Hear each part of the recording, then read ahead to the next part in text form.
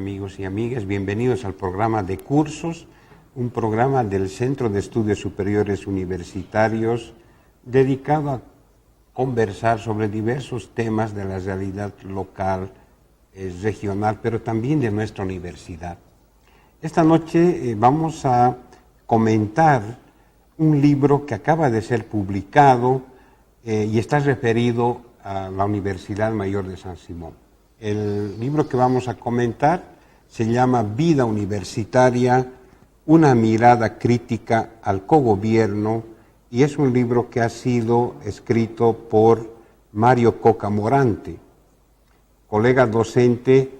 Él es agrónomo, originalmente es egresado de nuestra universidad, es especialista en tecnología de semillas por la Universidad Pelotas del Brasil, tiene una maestría en fitopatología de la Universidad Nacional Agraria de La Molina.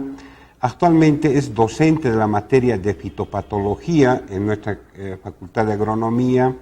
También da la materia de patología forestal y protección vegetal, todas ellas dentro de la Facultad de Ciencias Agrícolas, Pecuarias y Forestales de nuestra universidad. Bienvenido, estimado Mario, al programa. Muchas gracias, Carlos, muchas gracias. Bueno, este es un libro muy importante para el debate actual que requiere tener nuestra universidad, el debate interno. Hoy estamos hablando de que existe una crisis institucional. Una de las expresiones de esta crisis se dio el año del 2015, cuando hubo una movilización impulsada por el sector docente principalmente y que terminó en una paralización durante más de un mes de nuestra universidad. El libro, si bien se concentra en analizar este periodo de la crisis de San Simón, al mismo tiempo intenta preguntarse cuál es el origen de esta crisis e intenta dar sus reflexiones y propuestas al respecto. Lo primero que me gustaría preguntarte, Mario, es ¿de dónde surge la idea de escribir este libro? ¿Qué te motivó a traducir en un texto estas tus preocupaciones? Muy bien. Carlos, muchas gracias por la oportunidad de poder explicar a la sociedad sobre uno de los libros, aportes en realidad universitarios que estamos haciendo en el marco de nuestras actividades como docente. Con relación a la pregunta, en realidad nuestra actividad como docente, tanto en la especialidad donde estamos y como agrónomos en general, siempre nos promueve revisar y analizar el entorno donde que trabajamos, ¿no? Es decir, partimos para hacer un artículo científico o hacer un documento técnico, siempre buscamos los antecedentes previos que han ocurrido y para interpretar ese documento y pues para darle un buen sentido al trabajo que estamos haciendo. Entonces, tomando un poco ese patrón es de que estructuramos el libro viendo el entorno, el contexto en el que estábamos, en el que estamos actualmente y habiendo sido actores fundamentalmente en el periodo de crisis que hemos tenido como universidad, el 2015, en realidad durante 3 meses hemos tenido, ¿no?, de crisis universitaria, y ha sido muy preocupante ese problema, y nosotros participamos directamente como consejeros universitarios, como consejeros facultativos, y hemos logrado ver de cerca la problemática, ¿no? Entonces, ese conflicto es el que nos ha motivado a estructurarlo, este documento, y a escribir un documento que a la vez es memoria de una realidad que nuestra universidad ha atravesado. Y ese documento creo que a la vez va a servir como un documento de lectura para ingresar a una nueva fase en la que seguramente vamos a ingresar como universidad, o a la que gradualmente estamos ingresando. Entonces, el motivo es básicamente de escribir esa historia que sirve como insumo para podernos formular una realidad hacia adelante, ¿no? Claro, una memoria que pretende reflexionar sobre ese momento de crisis. ¿Cómo está organizado el libro? ¿Cuál es la estructura que tiene los contenidos de tu librito, estimado Omar? Sí, tiene 3 partes. Originalmente el libro se ha estructurado en el segundo capítulo, ¿no? Habíamos, durante el tema, durante el tiempo de conflicto, habíamos estructurado con varios artículos sobre lo que estaba ocurriendo en esa universidad. Pero cuando llegamos a completar esa estructuración de esa parte de ese capítulo central, que es el tema de los docentes extraordinarios, nos habíamos preguntado y decíamos de que ese capítulo tenía un origen más anterior, decíamos. Esa era un poco mi lectura, mi interpretación.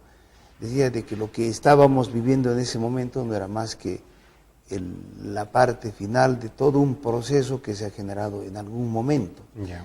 Entonces, de esa manera es de que comencé a estructurar también la parte primaria del libro, que es un poco desde cuando la universidad comenzó a pelear a nivel de país sobre el tema de la reconquista de la autonomía, la reconquista de la libertad y la democracia para el país. Es decir, desde cuando estábamos viviendo la etapa de la dictadura con Banzer, ¿no? Desde el posterior al 71 hasta el 78, cuando fue la dictadura de Banzer. Entonces, logramos hacer el primer capítulo sobre esta realidad. Obviamente no es un relato personalizado, digamos, ¿no? Sino es una especie de un relato documental, ¿no? Abstrayéndonos como persona, sino relatando y viendo de cómo ha ocurrido la problemática política, social en ese entonces y cómo hemos llegado como universidad finalmente a ser parte de ese proceso, pero dentro de la universidad, estructurándonos dentro en esto de la lucha que es por el poder político. Entonces, un poco eso es el primer capítulo y en opinión mía es de que el conflicto que tuvimos el 2015 se ha originado acá, el 2000, en los años de la Reconquista. Entonces, ¿qué es lo que has encontrado en ese periodo que te permite explicar lo que sucedió en el 2015? Se estructuran los grupos de poder político. En ese periodo. ¿No? Por ejemplo, cuando había la pelea por la Reconquista, toda la izquierda estaba unida. Claro. Toda la izquierda estaba en la universidad y en el país. Era toda esa estructura y esa organización la que sustentaba la resistencia en las universidades, en los sindicatos, y en el caso nuestro, en la universidad, todos éramos parte de una estructura que peleaba contra una dictadura, ¿no? Entonces no había lo que era partido político. Eso es lo que yo había visto, uno. Y otra característica es de que cuando se logra ya la Reconquista, entonces viene, sí, la pelea por el poder político. No habíamos sido la izquierda en su conjunto, solo uno, sino habíamos sido varios, ¿no? Eran varios los partidos, comenzaron a emerger y comenzó a ir la pelea por el poder político.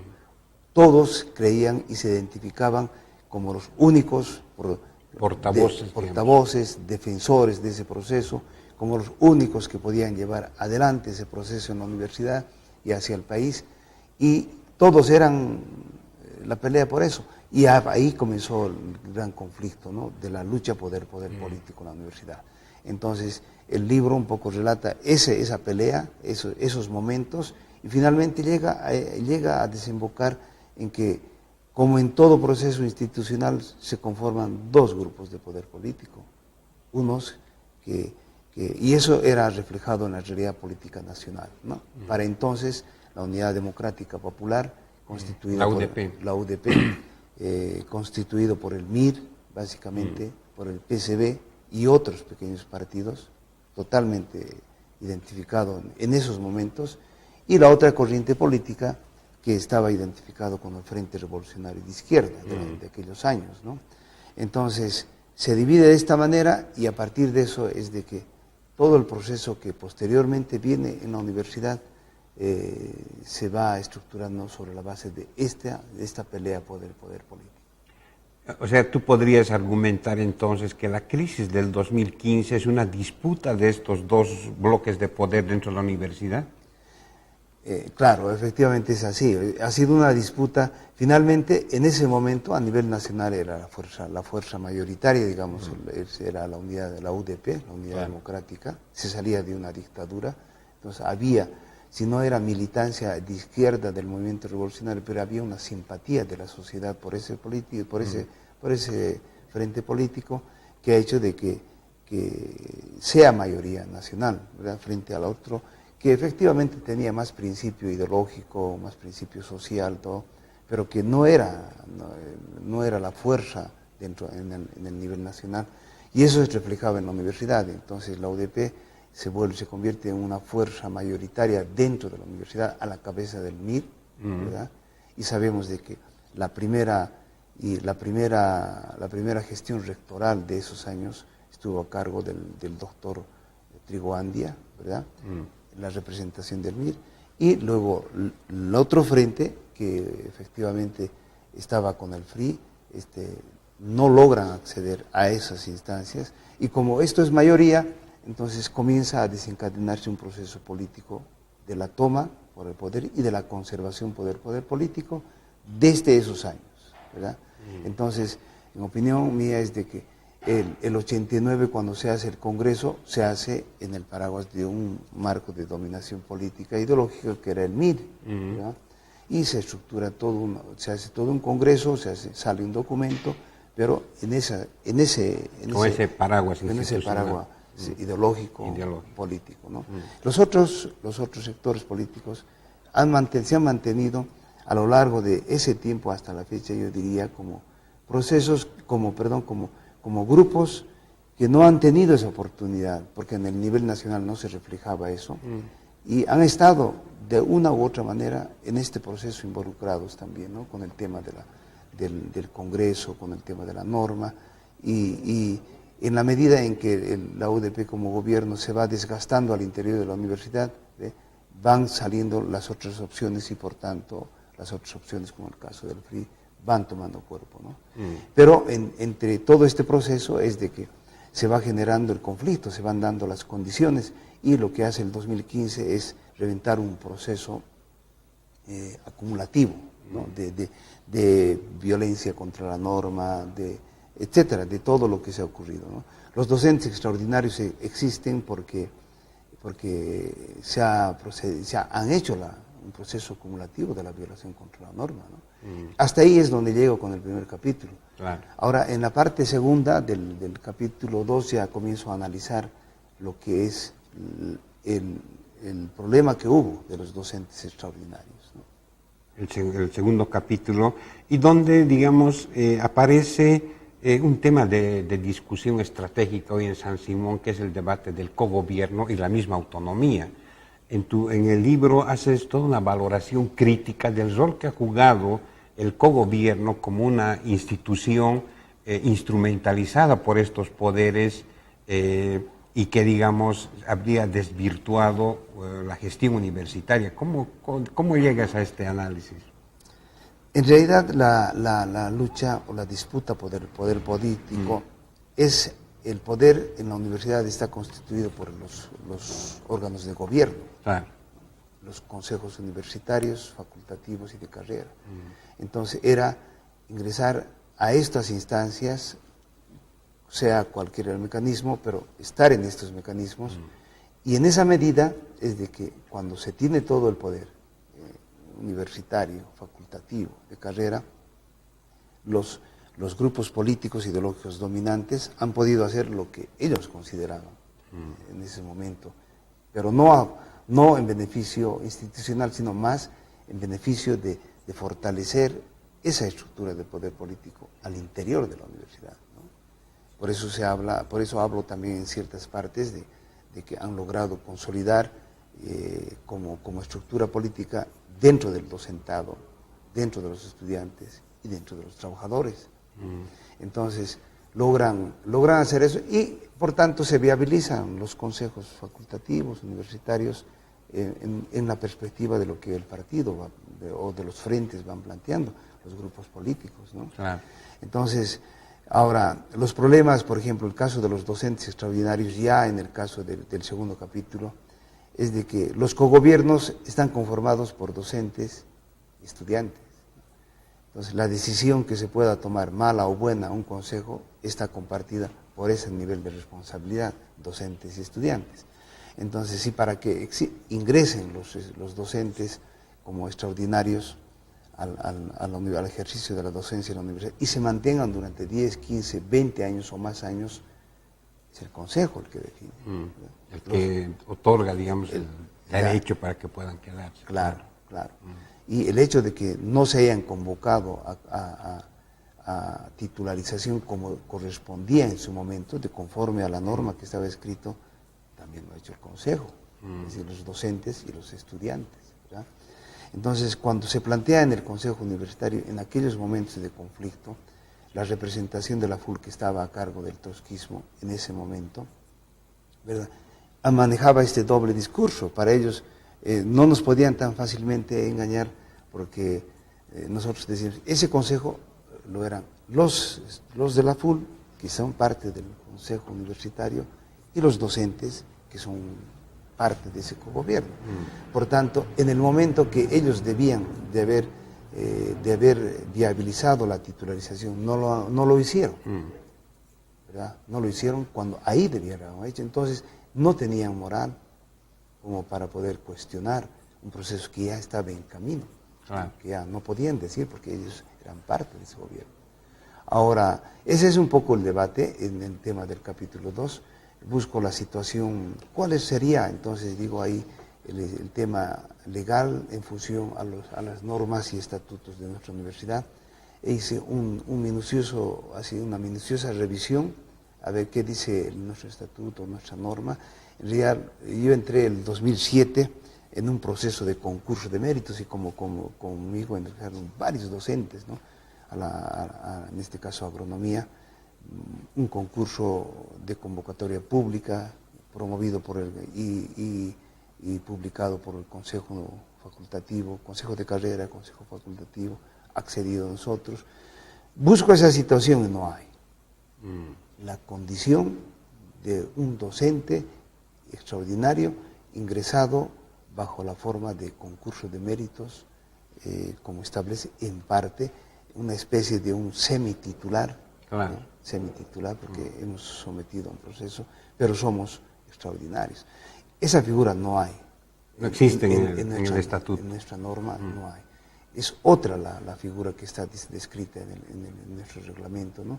Del docente extraordinario que ha sido invitado, pero que no ha sometido a ningún proceso. Ese es un docente extraordinario, ¿no? Y que debía estar un cierto tiempo, pero que no ha sido así. Luego la otra condición, bueno, en este momento no recuerdo, son dos figuras que menciona el reglamento, la norma, pero esta otra condición que hayan ingresado bajo concurso de méritos, en una especie, nuevamente digo, de docentes titulares, no hay la figura. Claro. Entonces es un problema central, que sobre eso discute el documento, y luego se va en el mismo capítulo, se va analizando también los otros problemas que el propio cogobierno ha ido generando a lo largo de mucho tiempo. Por ejemplo, planteo el tema de la facultización de alguna de las carreras. Bueno, no quiero mencionar una de las carreras para evitar, sin no hacerme conflicto. Es de que una de las facultizaciones se discute y se vota en consejo universitario. Esto es hasta espeluznante ver cómo se puede votar la norma en un consejo universitario. No podemos votar. La norma hay que aplicarla. Simplemente hay que cumplirla, la norma. Así está escrita la norma y eso era. Entonces, para la facultización de una de estas que estaban en conflicto, ¿verdad?, al final hay una norma que establece cómo debe convertirse, ¿no?, un programa en carrera y una carrera en facultad. Entonces era simplemente que la facultad o la carrera de entonces que haga el trámite burocrático interno y podía acceder a eso, pero no fue esa la forma, ¿no? Entonces, Esto ocurrió de esa manera, se sometió a voto y por mayoría sí se convierte a partir de la fecha facultad. Entonces ahí ve el Consejo Universitario decidiendo un tema que no debía hacerse de esa manera, no puede votarse, y ahí también cuestionaba la presencia y los argumentos falaces que mantenían, ¿no?, el discurso del trotskismo de entonces, ¿no? Claro. A nombre de decir academia, a nombre de ciencia, pretendían darle otra figura, otra cara al problema, cuando no podía ni con ese nombre ni con el otro nombre, podía simplemente hacerse una votación en el Consejo. Entonces, por eso, los demás artículos van girando en torno de lo que es, en el fondo, cuestionar el accionar de los órganos de cogobierno. Claro. En la tercera y cuarta parte, para ya ir cerrando esta plática, ya se plantean algunos escenarios, digamos, qué hacer frente a esta realidad que lo señalas. ¿Por dónde crees que van las salidas a esta crisis, tanto de la institución del cogobierno como a este funcionamiento de los grupos de poder dentro de la universidad? ¿Por dónde crees tú que debe ir las salidas a esta crisis? Sí, creo que en realidad el motivo de fondo es eso, ¿no? Es analizar, hacer un trabajo de autocrítica. ¿Para qué? Para que podamos dar un paso hacia adelante de cómo entonces mejorar sobre todo el cogobierno, ¿no? Porque el cogobierno es la instancia que define el destino de nuestra institución. Entonces me puse a analizar sobre, qué es lo que ocurría antes del 71, he hecho lectura de algunos libros, qué ha ocurrido con la autonomía y el gobierno. Luego también hemos tenido vivencia universitaria a lo largo de todo el tiempo después que salimos de la universidad. Estuve, por ejemplo, en la Universidad de San Andrés, yo estuve durante varios años como docente también.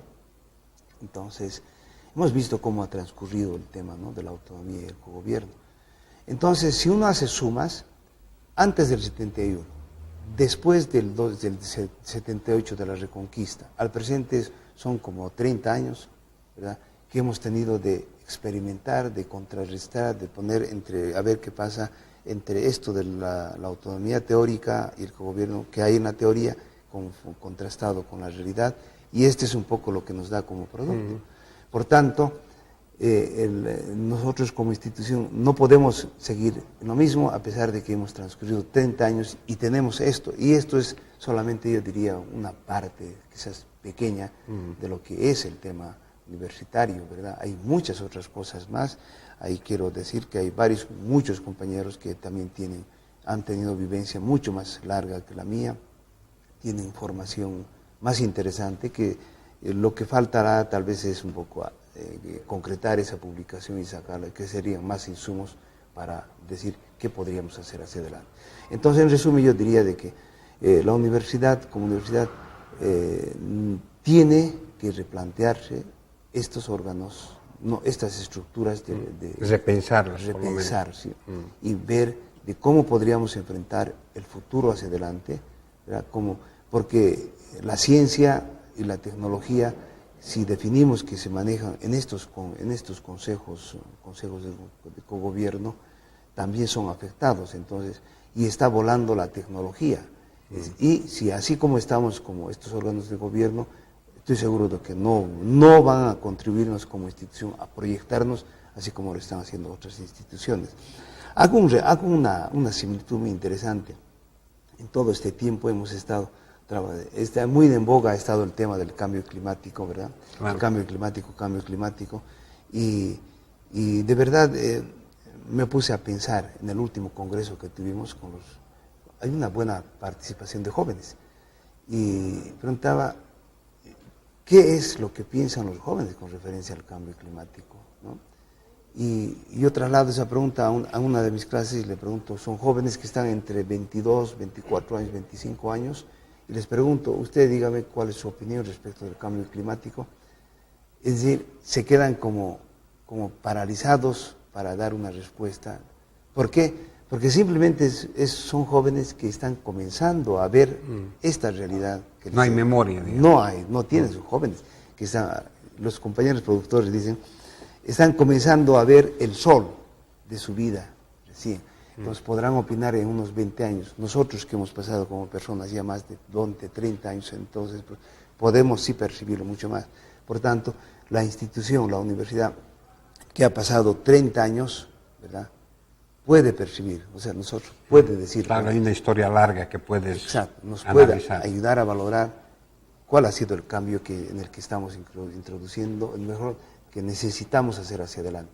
Creo que estamos en una época de nuevos paradigmas, de nuevos replanteos, para incorporarnos a nuestra realidad. Eso es lo que yo podría decir, no concretamente esto, pero de manera general creo que deberíamos avanzar. Bien, esperamos que con este diálogo hayamos podido seducir a la audiencia para que puedan leer este interesante libro sobre el tema de nuestra universidad. Te agradecemos por la conversación, estimado Mario, y ojalá que no sea la última vez que podamos continuar esta plática. Muchas gracias, Carlitos, muy amable, y una oportunidad para poder conversar y promover que hacia afuera la universidad también escribe, ¿no? Escribimos sobre nuestra realidad y nuestra intención de cambiar. Muchas gracias, Carlos. Gracias y buenas noches.